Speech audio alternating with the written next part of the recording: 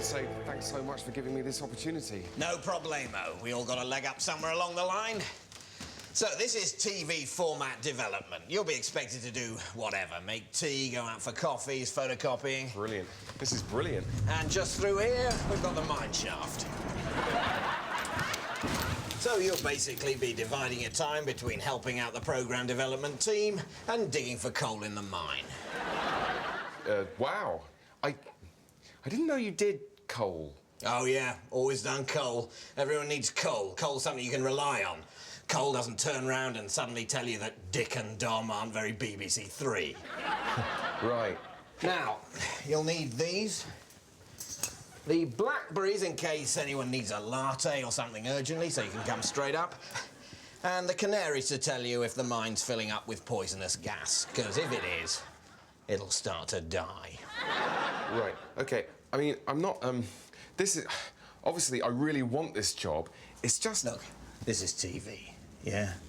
Maybe one day in a few years' time you'll be researching on Any Dream Will Do. But before that, there's a hell of a lot of mining to get through. Oh, he's off his food.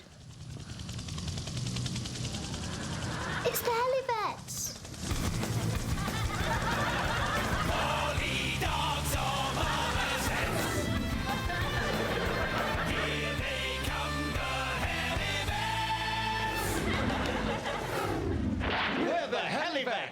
Where's the pet in peril? And who's the concerned owner? I am. Don't worry, little girl. We'll soon have your gerbil scampering hither and thither about his cage again. It's dead. Rolling around in his sand bath. It's dead. Chewing up an empty bog roll. It's stiff and smelly. We can save him. We can't. Come on. We're the Helivets.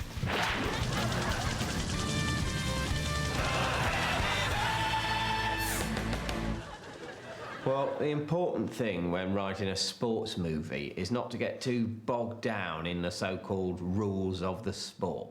Yeah, I mean, this was our first film writing project, so initially we didn't really know where to start. I suppose we just started typing.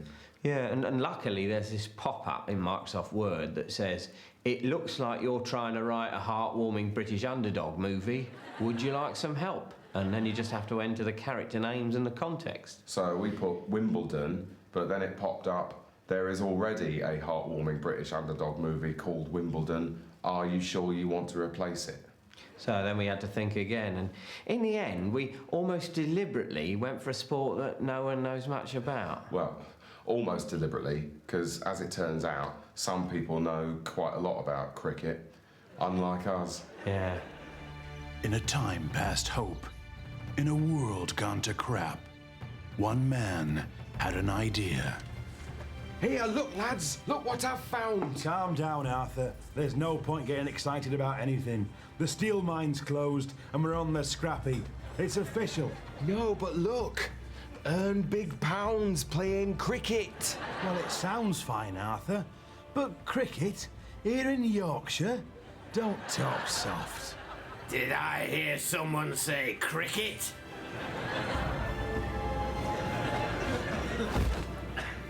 That's a word I've not heard in a long time. What would you know about cricket? I only used to coach the Manchester United team. The year they won the European Cricket Cup. But to us, you seem like some mad old drunk. That's the other thing about me. Apart from knowing about cricket. It was the Ashes. I could have won them, but I bowled her wide. You bowled her wide in the Ashes final? How can you live with your sen? I know!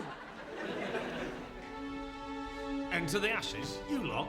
You taking the piss? Why not? Arthur's a dab hand with a silly mid on, and Pete can do follow-ons like no one's ever seen. Come on, let us enter. We got stumps in us blood.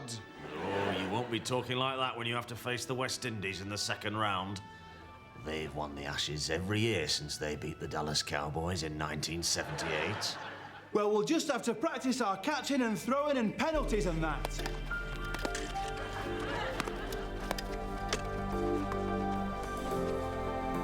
Run! 10! 10! Come on! on, lads! You've got to back more! But the bat, it's so narrow, it's perverse.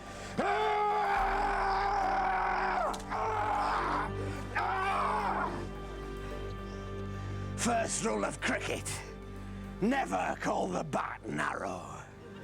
What the bat is very, very wide and very, very short. Wow. Now, carry on bowling and try and do that thing with your hand and your wrist where you make it bounce funny. Welcome to the 200th World Ashes Cricket Cup between West Germany and Pisswhiddle Steel Batters from Pisswhiddle in Yorkshire. Well, the Pisswhiddle team very much the underdogs, but anyone who saw them beat Yugoslavia at cricket in the semis by 400 wickets to 7 runs, all of it for 8, will know that they're not to be underestimated. And West Germany, famously a bunch of cheats. As ever.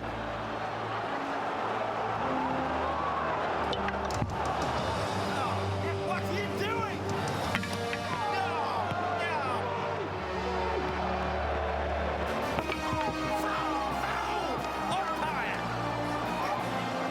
Now that it's half-time and it looks like we're about to lose, I want to tell you a story. I knew a young man who had a dream to win the Ashes. That young man was me. But he bowled her wide and became a that is, I bowled her wide and became a drunk. So don't do that! Now it's your turn to be the team that stands in pairs with the bats rather than the ones in a sort of spread out crowd chucking it around. So make the most of that! And remember, there's no such thing as a draw in cricket! Yes! Yeah, go on, my son! These Pisswhiddle boys really can cricket. What a run. This summer, from the location manager of Billy Elliot and the catering staff who brought you the full Monty. Yes! Remember what I taught you! No, not that! I was wrong! Featuring someone who was very nearly in Brassed Off, comes a film to touch the child in all of us, but not in that way. They're bringing urns and sandwiches onto the pitch. They think it's tea. It is now.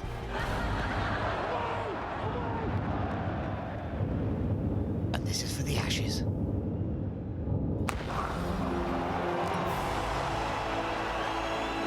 I can't believe they've done it. They've actually done it. In cinemas this summer, the full number of overs that are scheduled to be bowled that day. And remember, lads, it isn't over until the full number of overs that are scheduled to be bowled that day have been bowled! Opens June 25th. Which has all been restored to how we think it would have looked when the rooms were originally laid out in the 18th century. I found it. So, is this really your mother's house, sir? Dear Mama, I keep telling her to get Sky Plus. And this room is still known as the Hanover bedroom, as it is believed that George II stayed here not long after his accession. And I believe still remained a friend of the family for some time after. Excuse me, what the hell do you think you're doing? Security! Tell Mama I won't be dining tonight. You two out. We're not having sex! We're not having sex! I shall report you to my mother, Lady House. Danger! I think my nemesis has corrupted even my beloved mother.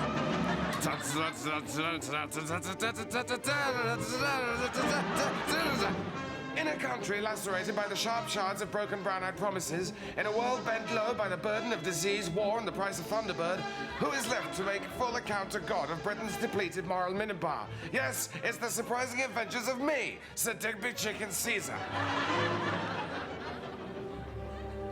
I am overtaking, but we're on a hill. What's that? Oh my God! The rolls! Oh, have your nemesis' henchman turned it into an old banger again, sir? I think not. This bears all the hallmarks of the Countess. Countess, we meet again. He's got jams! This is my valet and handyman Ginger, a good man in a crisis. Thank you, sir. Just to say, if I get any more sober, my dead kidney will start to throb again. He's got jams! If I may. He's got jams! Now, Countess, tell me, are you... give that to me. He's got jams! Are you in league with my nemesis? There's a soggy pack of Rothmans in that bag. You are! He's got jams! Ginger, beat the crap out of her. I'm sorry, Countess. I'm going to have to confiscate your jewels. You forced it upon yourself. How will I break the unholy alliance between the Countess and my nemesis? How will I tell friend from foe if not by asking them for a quid and then pushing them over? Is it true that if you sneak into the London Eye, they'll let you sleep there? Find out next week in The Surprising Adventures of Sir Digby Chicken Caesar. This one's just full of dog shit, sir. This is just the birth certificate of her estranged daughter. What a wasted day! I think it makes you 19 times more the man, but it doesn't. Alan has 19 penises, which, after the watershed, we can show you. Come on, that's got to be worth a look. I mean, to start with, you just think it's normal. You think everyone's got 19 penises. Continuing our People Who've Grown into Spectacularly the Wrong Shape season, you get the chance to have a good old stare without feeling guilty. That's The Man Who Had So Many Penises He Was Worth Making a Television Programme About later tonight.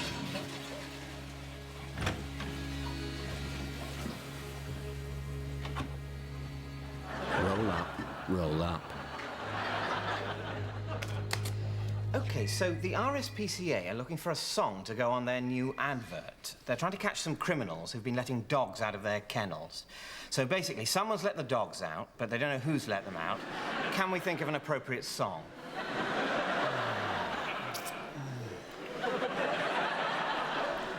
How about Freedom by George Michael? By the Rivers of Babylon? What we need is something to really punch home the idea that these dogs are being let out onto the streets with nowhere to go and nothing to eat. Who let the dogs out? They don't know. That's why they're putting out the advert.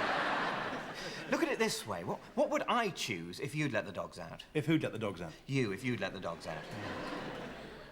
Please release me. Let's leave that one and come back to it. Maybe this one will be easier. It's for a TV station. They're looking for a song to advertise the film Roxanne. You know, the Steve Martin film, Roxanne? No, I'm struggling. Can you give us something more to go on? It's on a Monday night. Blue Monday? Oh, I like the Monday bit. Roxanne? Yes, the film Roxanne with Daryl Hannah. By the Rivers of Babylon? Well, let's revisit that one after lunch. OK, this last one is for a documentary. Michael Palin is going to be trekking along the rivers near where the Babylonians once lived. Anyone? By the Rivers of Babylon? That's right. He's going to be looking at civilizations from that area. Nothing immediately jumps to mind.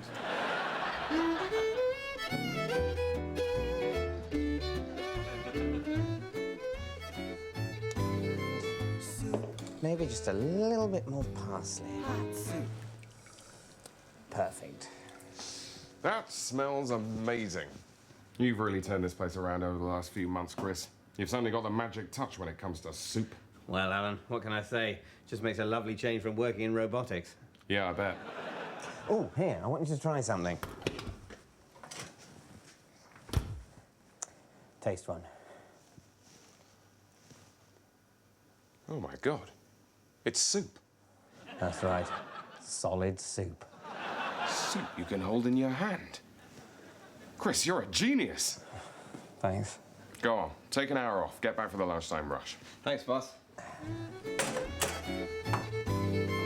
Bean soup, chicken soup, soup with macaroni, cream of broccoli, minestrone, potato soup, tomato soup, chowder made with clams. Hey, that's my iPod and copy of Perfume by Patrick Suskind. Oh!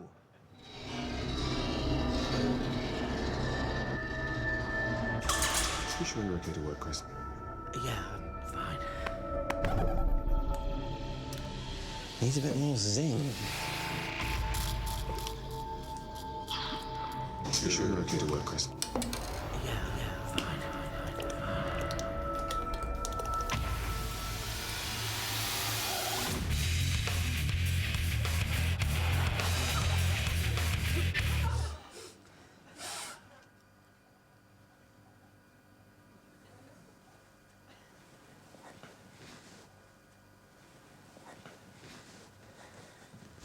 What the hell happened, Chris? I don't know. Bad day. I'll be fine tomorrow. You can't smell anymore, can you? What? Ever since that guy hit you, you can't smell your hand in front of your face. Don't be ridiculous. I can smell perfectly. I can smell that clove of garlic down there. Where? Just down here. Yes. I knew I could smell garlic. I see. Oh, blimey, Pete. That's a bit of a fruity guff you just did. Oh, yeah. Sorry, boss. Oh, yeah. Bloody hell, Pete. Smells like something's crawled up your arse and died. I'm sorry, Chris. Nobody farted. Look down, that lonesome road before you travel on. Well, if I can't smell, you'll just have to smell for me. I smell. You smell. OK, robot. Smell and identify the objects. I obey. Lost, cannot see, can only smell. Help, help, help. Cannot reach. Cheese. Brilliant. It works. Cheese. No, flowers. Never mind, let's keep trying. Cheese. OK. Cheese. Petrol. It's actually petrol, but good. Petrol. Oh, bollocks. Cheese. Good. Petrol. Good. Petrol. OK, well, let's try this. Cheese. Well, I suppose that'll have to do.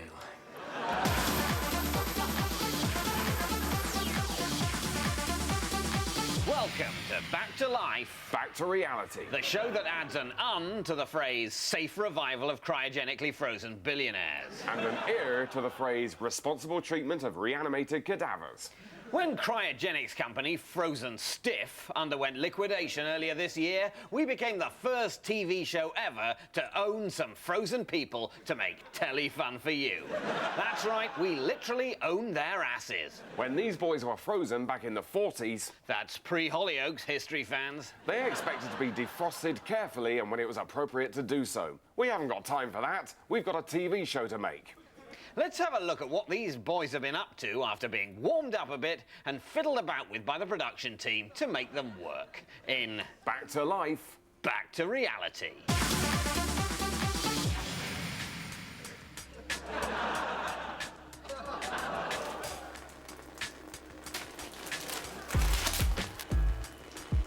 It's the third day in the house and there's big trouble for Howard P. Getty.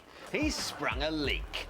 Yes, they're not filled with blood and guts like you and me. They're filled up with some chemicals put in by expert chemists, specialists. Without those chemicals, they will die. You know, properly. So we've given the other housemates the task of fixing Howard. Cliff Richards, no relation, has got the box of repairing stuff. Our medical team reckon Howard's got about 3 minutes left, give or take. Let's see how they get on. Oh, that's really not going to help.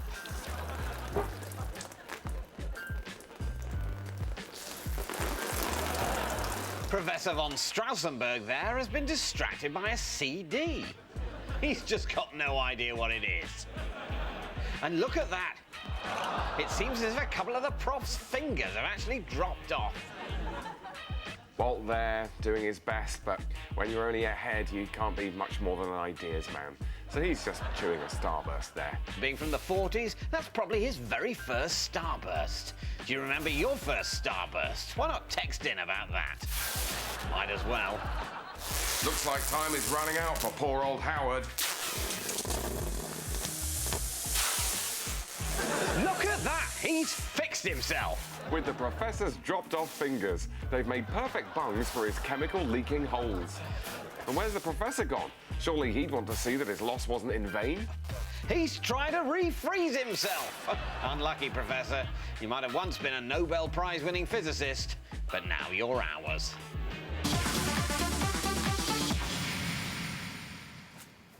Morning, horse. Lovely day.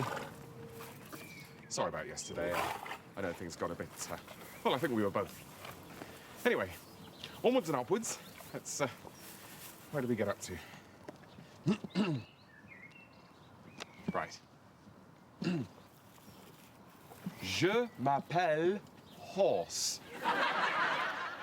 Je m'appelle Horse. Okay, so after me. Je. Come on, I know it's early. Je m'appelle Horse. You're not even trying, are you? You're not even trying. And this is why I get a little bit, you know, just je. Will you just at least make an effort, you long-faced sack of shit? God, it's like pulling teeth with you. You just don't care, do you? You don't care at all. All the effort I put in.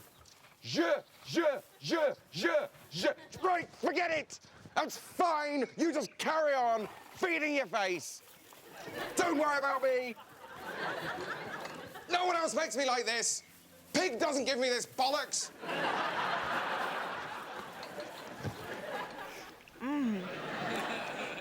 And the great advantage is that not only does it taste of chocolate, it also works in exactly the same way as real soil. Now, I have to admit to being a little bit nervous about this next item because the guy we're going to be talking to is, let me tell you, absolutely bonkers. I thought he was on at the end. What? The guy who was sectioned. Oh, yeah, he is. I'm talking about the comedian. Oh, right. I was getting confused because later on we have got a real schizo on. But no, our next guest is crazy in a different and less harrowing way. But before we meet him, let's see a clip of his new show, Two Sugars, s'il vous plaît. Well, it's been a really tough day, and I'm beginning to wonder if that whole drunken bet was a good idea after all. I mean, making a cup of tea for everyone in Belgium. What was I thinking? Monsieur... no, monsieur. Monsieur, a tasse de tea? Oh, I haven't even looked up the French word for tea. I'm so crazy. Why do I get myself into these heartwarming scrapes? Making a cup of tea for everyone in Belgium. Crazy idea. I know. Where did that all spring from? Well, this is all actually Ricky Gervais's fault. Damn you, Gervais. I call him Ricky. I know him. No, what it was I was at a party with Ricky Gervais, who did The Office and Extras, and he was talking to me, which I'm quite used to, and a certain amount of drink had been taken. I expect you mean a lot. Yeah, that's what I kind of did that joke. And I said, and, you know, God knows where I get these things from, I bet I could make a cup of tea for everyone in Belgium. And Ricky said, why? So obviously that was a challenge I couldn't ignore. Priceless, because, of course, this isn't the first drunken bet from a famous person you've got yourself mixed up in, is it? No. Just looking at all your books and DVDs, there's crossing Africa in a carrier bag, building a cathedral out of ham, licking Hillary Clinton's face. I mean, my problem is I just keep having these crazy-sounding but endearingly adolescent ideas, and then I'm forced to write shows and books and make TV programmes about them. I mean, sometimes I wish that I could just have the crazy bet without it furthering my career in any way, but of course, no one will let me. Not least your flatmates, I should imagine, because they all have a tendency to get involved in drunken bets and then publish books about them as well, don't they? Afraid so, yeah. It did get a bit crowded back in the flat when Steve was setting up the merchant bank in the Bath and Pete was using camels instead of the tube for a year, and I invited everyone with the same birthday to come and live with me. Oh, dear. And then we had to find somewhere to put all the money.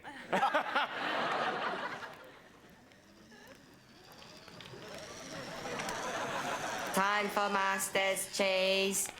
Oh, thanks. No, Cheeseoid, that's not cheese, that's petrol. Petrol? Yes. But petrol goes in car. Oh, shit. Oh, Cheeseoid, you filled the tank with brie. Petrol. Shut up. Sorry, Master. Cheeseoid hates self. Cheddar status, 10 days to use by date. Brie status, 48 hours to use by date. Premier status, in tube.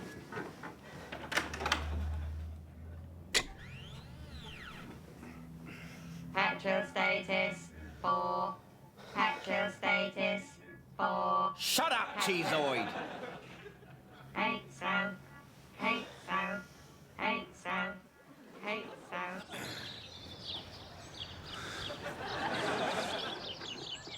Cheeseoid. Cheeseoid? Cheeseoid kills self. Cheeseoid kills self with petrol. Why petrol not burn? No, Cheeseoid.